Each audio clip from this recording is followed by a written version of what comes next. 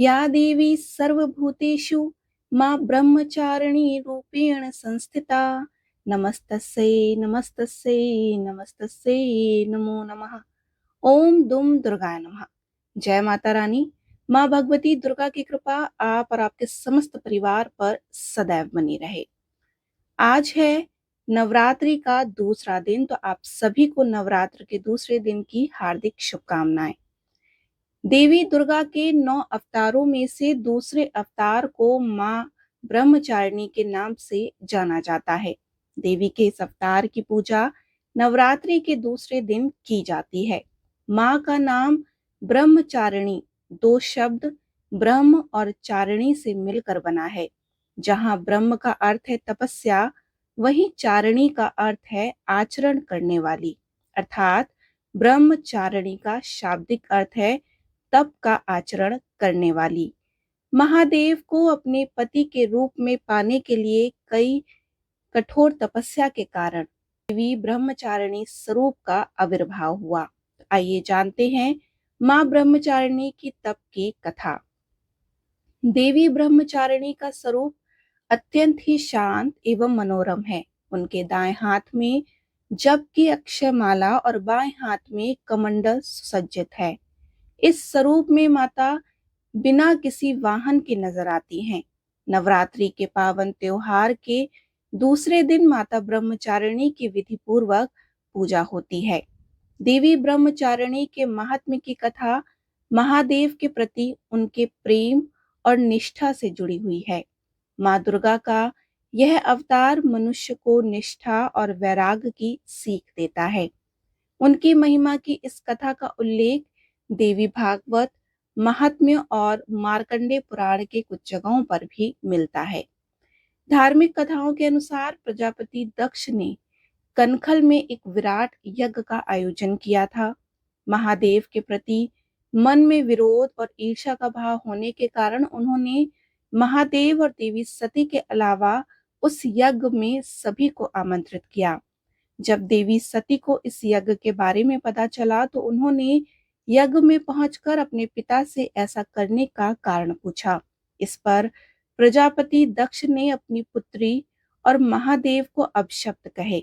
इस अपमान से व्यथित होकर देवी सती ने भगवान शिव का ध्यान करते हुए योगा अग्नि द्वारा अपना देह त्याग दिया। माता सती के आत्मदाह के बाद समस्त सृष्टि जैसे श्रीहीन हो गई और महादेव भी उदासीन हो गए। देवताओं ने महादेव की ऐसी हालत और दानवों के उपद्रव से त्रस्त होकर आदि शक्ति का ध्यान किया। तब देवी आदि शक्ति ने सभी देवगणों को आश्वस्त किया कि वह बहुत जल्द पर्वतराज हिमालय के घर कन्या के रूप में अवतरित होंगी। यही कारण है कि कालांतर में देवी ने हिमालय और मैना के घर में जन्म लिया। पर्वतराज की पुत्री होने के कारण देवी पार्वती शैलपुत्री कहलाई। ऐसी मान्यता है कि एक बार हिमालय ने देवर्षि नारद से देवी पार्वती की जन्म पत्रिका को ठीक से जांच करने का आग्रह किया। देवर्षि ने देवी पार्वती की जन्म पत्रिका देखकर यह बताया कि आगे जाकर वह त्रिलोक के स्वामी महादेव की संगनी बनेंगी। जब इस बात का पता देवी पार्वती को चला तो उन्होंने वन में जाकर महादेव की कठोर तपस्या करना शुरू कर दिया। इस कठोर तपस्या के दौरान देवी ने भोजन स्वरूप सिर्फ फल और फूलों का ही निर्वाह किया। तत्पश्चात सूखे बिल्व पत्रों को ग्रहण करते हुए अपनी तपस्या को जारी रखा। एक समय ऐसा भी आया जब देवी निर्जला और निराहार रहकर महादेव की तपस्या में लीन थी। महादेव को पाने के लिए देवी की इतनी कठिन तपस्या के साक्षी सभी देवी देवता एवं ऋषि मुनि बने और उन्होंने देवी पार्वती की इस तपस्या को अभूतपूर्व बताया।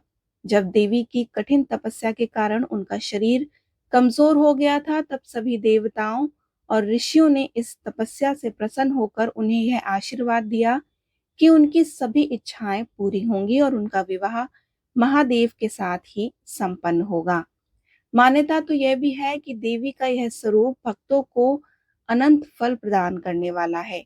उनके इस स्वरूप को समस्त विद्याओं की जननी माना गया है। और इस स्वरूप में देवी सफेद वस्त्रों में नजर आती हैं। नवरात्रि के दूसरे दिन देवी ब्रह्मचारिणी की विधिवत पूजा की जाती है और इस दौरान कुंजिका स्तोत्र का पाठ करने के बाद दुर्गा सप्तशती का पाठ करना काफी फलदायक माना जाता है।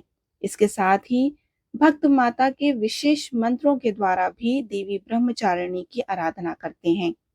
माता ब्रह्मचारिणी की आराधना का मंत्र ओम देवी ब्रह्मचारिणे नमः अर्थात जिन देवी का ओमकार स्वरूप है उन सर्वोत्तमा देवी ब्रह्मचारिणी को हम नमस्कार करते हैं। मान्यता है कि देवी ब्रह्मचारिणी की आराधना करने वाले भक्त शीघ्र ही समस्त भोगों के सुखों को भोग कर अपनी आत्मा का कल्याण करते हैं और ब्रह्म तत्व की प्राप्ति करते हैं। हमें भी माता की शरण प्राप्त हो ऐसी भावना भानी चाहिए। देवी दुर्गा के ब्रह्मचारिणी अवतार की कहानी हमें यही सीख देती है कि तप, त्याग, सदाचार, परिश्रम और संयम का मनुष्य के जीवन में कितना महत्व होता है। मनुष्य अगर कठोर परिश्रम करते हुए अपना जीवन यापन करे तो उसे अपने मनोवांछित फल की प्राप्ति अवश्य होती है। जिस प्रकार अत्यंत मुश्किल परिस्थितियों में भी देवी ब्रह्मचारिणी ने अपनी तपस्या का पथ नहीं छोड़ा, उसी प्रकार मनुष्य को भी परिश्रम का पथ कभी नहीं छोड़ना चाहिए। इस प्रकार देवी ब्रह्मचारिणी की कथा संपूर्ण हुई। बोलिए देवी ब्रह्मचारिणी की जय। माँ भगवती दुर्गा की जय। अब हम आपको देवी कवच का श्रवण कराते हैं। उससे पहले माँ भगवती को प्रणाम करते हैं। ओम चंडिका देवी आपको नमस्कार है। मार्कंडेय जी ने कहा कि पितामह जो इस संसार में परम गोपनीय तथा मनुष्यों की सब प्रकार से रक्षा करने वाला है और जो अब तक आपने दूसरे किसी के सामने प्रकट नहीं किया, ऐसा कोई साधन मुझे बताइए। तो ब्रह्मा जी बोले कि हे ब्राह्मण, ऐसा साधन तो एक ही है, देवी का कवच, जो गोपनीय से भी परम गोपनीय, पवित्र तथा संपूर्ण प्राणियों का उपकार करने वाला है। हे महामुनि, उसे श्रवण करो। देवी की 9 मूर्तियां हैं जिन्हें नव दुर्गा कहते हैं। उनमें पृथक पृथक नाम बतलाए जाते हैं।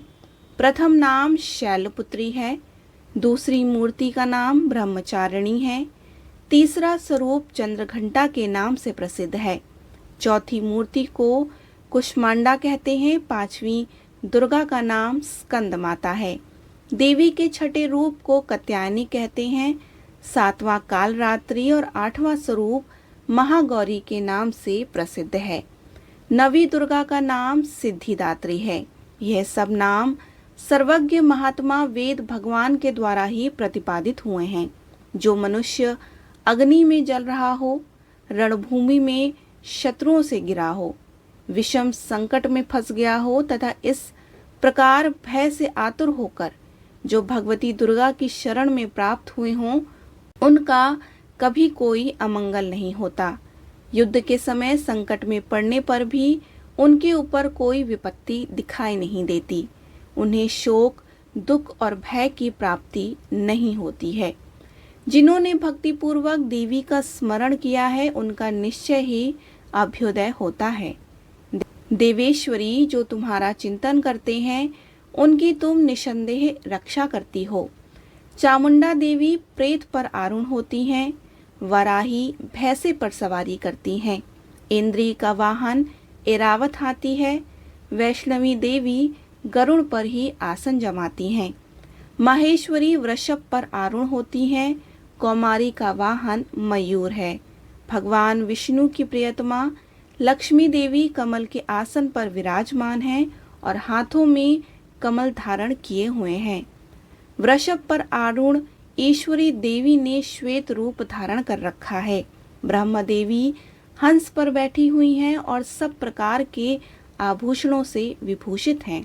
इस प्रकार ये सभी माताएं सब प्रकार की योग शक्तियों से संपन्न हैं और इनके सिवा और भी बहुत सी देवियां हैं जो अनेक प्रकार के आभूषणों की शोभा से युक्त तथा नाना प्रकार के रत्नों से सुशोभित हैं।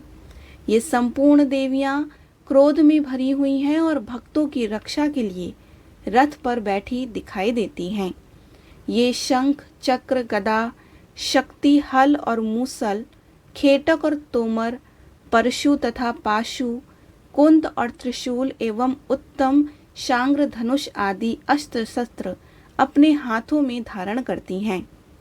दैत्यों के शरीर का नाश करना, भक्तों को अभयदान देना और देवताओं का कल्याण करना, यही उनकी शस्त्र धारण करने का उद्देश्य है।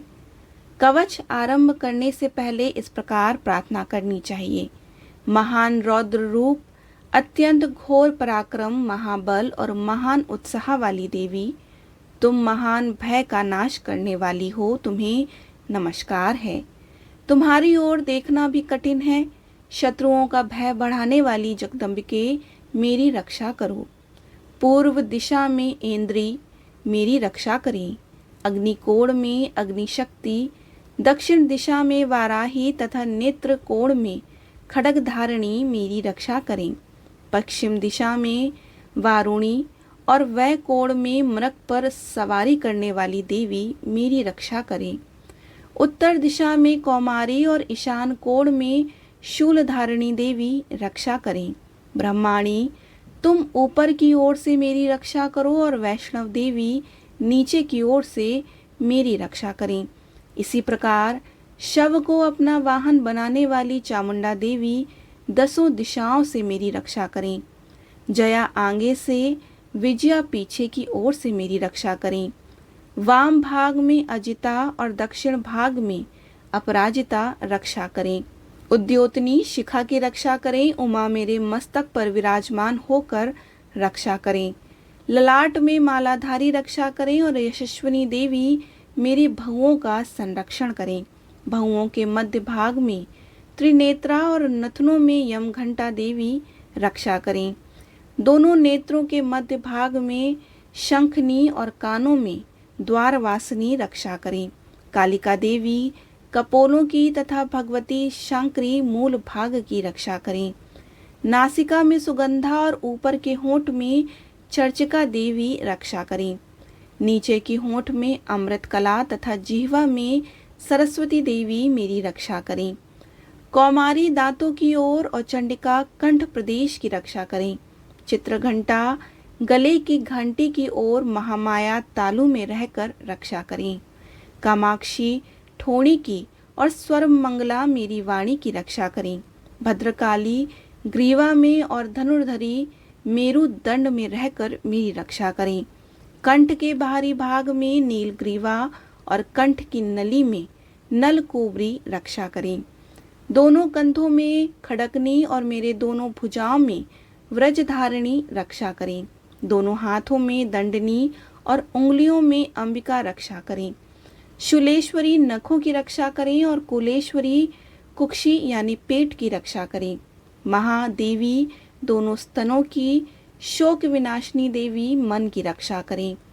ललिता देवी हृदय की, शूलधारिणी उदर में रहकर रक्षा करें।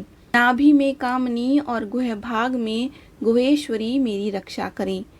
पूतना और कामिका लिंग की और महिष वाहिनी गुदा की रक्षा करें। भगवती कटी भाग में और विंध्यवासिनी घुटनों की रक्षा करें। संपूर्ण कामनाओं को देने वाली महाबला देवी दोनों पिंडलियों की रक्षा करें। नारसिंगी दोनों घुटियों की और तेजस्वी देवी दोनों चरणों के पृष्ठभाग की रक्षा करें। श्रीदेवी पैरों की उंगलियों की ओर और तलवासिनी पैरों के तलुओं में रहकर रक्षा करें। अपनी दाढ़ों के कारण भयंकर दिखाई देने वाली दृष्टा कराली देवी नखों की और उधर्वकेशिनी देवी केशों की रक्षा करें। रोम वालियों के छिंद्रों में कौबीरी और त्वचा की वागेश्वरी देवी रक्षा करें। पार्वती देवी रक्त, मंजा, वसा, मांस, हड्डी और मेद की रक्षा करें। आंतों की कालरात्रि और पित्त की मुक्तेश्वरी रक्षा करें। मूलाधार आदि कमल केशों की पद्मावती देवी और कफ में चूड़ामणि देवी स्थित होकर रक्षा करें। नख के तेज की ज्वालामुखी रक्षा करें, जिसका किसी भी अस्त्र से भेदन नहीं हो सकता, वह अभेदा देवी शरीर के समस्त संधियों में रहकर मेरी रक्षा करें। ब्रह्माणी, आप मेरे वीर की रक्षा करें। छत्तेश्वरी, छाया की तथा धर्मधारिणी देवी, अहंकार, मन और बुद्धि की रक्षा करें। हाथ में व्रज धारण करने वाली व्रजहस्ता देवी, मेरे प्राण, अपान, व्यान, उदान और समान वायु की रक्षा करें। कल्याण से शोभित होने वाली भगवती कल्याण शोभना, मेरे प्राण की रक्षा करें।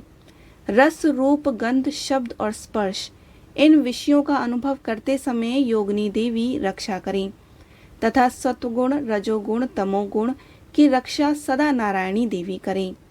वाराही आयु की रक्षा करें, वैष्णवी धर्म की रक्षा करें तथा चक्रणी देवी यश, कीर्ति, लक्ष्मी, धन तथा विद्या की रक्षा करें। इंद्राणी, आप मेरे गोत्र की रक्षा करें। चंडिके, तुम मेरे पशुओं की रक्षा करो। महालक्ष्मी, पुत्रों की रक्षा करो और भैरवी, पत्नी की रक्षा करें।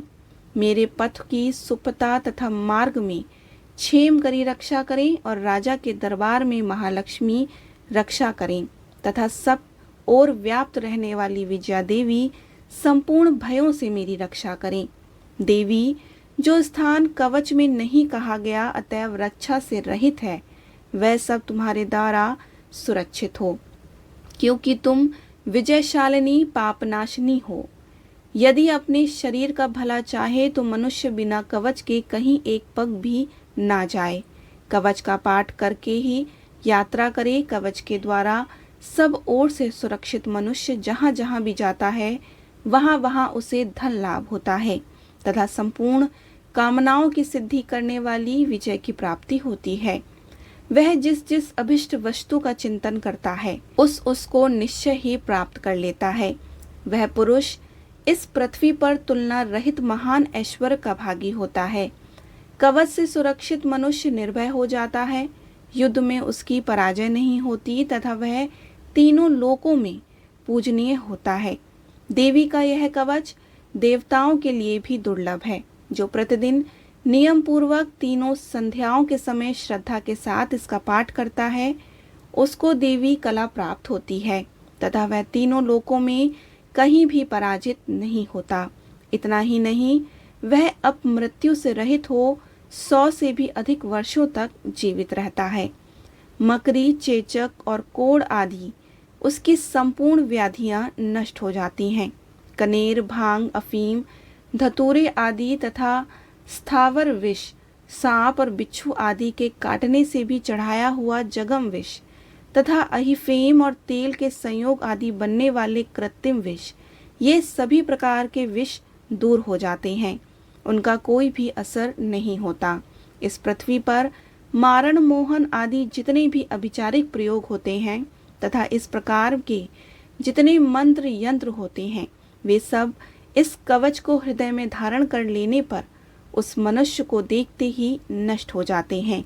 ये ही नहीं, पृथ्वी पर विचरने वाले ग्राम देवता, आकाशचारी देव, विशेष जल के संबंध से प्रकट होने वाले गण, उपदेश मात्र से सिद्ध होने वाले निम्न कोटि के देवता, अपने जन्म के साथ प्रकट होने वाले देवता, कुल देवता, कंठमाला, डाकनी, शाकनी, अंतरिक्ष में विचरने वाली अत्यंत बलवती भयानक डाकनियां, ग्रह, भूत, पिशाच, यक्ष, गंधर्व, राक्षस, ब्रह्म राक्षस, बेताल, कुष्मांड तथा भैरव आदि अनिष्ट कारक देवता भी हृदय में कवच धारण किए रहने पर उस मनुष्य को देखते ही भाग जाते हैं।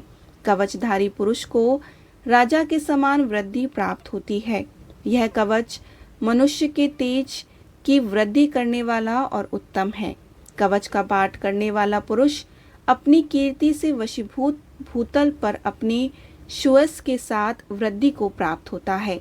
जो पहले कवच का पाठ करके उसके बाद सप्तशती चंडी का पाठ करता है उसकी जब तक वन, पर्वत और वनों सहित यह पृथ्वी टिकी रहती है तब तक यहाँ पुत्र, पौत्र आदि संतान परंपरा बनी रहती है।